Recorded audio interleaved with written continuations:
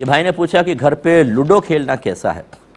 کھیل سکتے ہیں. یہ چوسر جو ہے نا، یہ تو اس کے بہت سارے تراجم ہوتے ہیں، شطرنج کے اوپر بھی ہوتا ہے، اور یہ غالباً اس کے اوپر شطرنج کے اوپر اس کا اطلاق کرنا زیادہ بیسٹ ہے، کیونکہ وہ اتنا طویل چلتا ہے کہ کئی گھنٹے تک اس میں انسان لگا رہتا ہے، اور پھر وہ بادشاہ کو مار دیا، فلاں مار دیا، یوں کرتے رہتے ہیں اور لمبا ٹائم نکلتا ہے.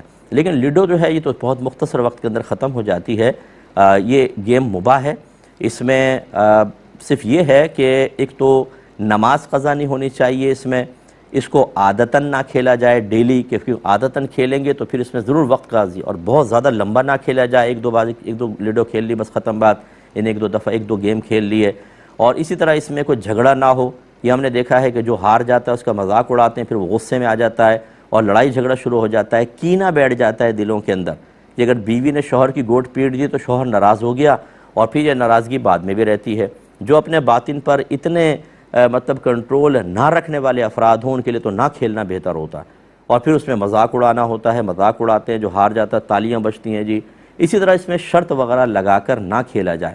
ان قیودات کا اگر لحاظ کیا جائے، اور سب سے بہتر تو یہ ہے کہ اگر آپ ذہنی لحاظ سے بہت تھکے ہوئے ہیں اور آپ دینی کام کے لیے یا اور دنیاوی کاموں کے لیے تھوڑا سا فریش ہونا چاہتے ہیں، تو اس کے لیے کہ چلو تھوڑی سی مجھے تفریح حاصل ہو جائے، میری طبیعت بحال ہو جائے، پھر میں کام کر لوں گا، تو اس کی گنجائش نکل سکتی ہے.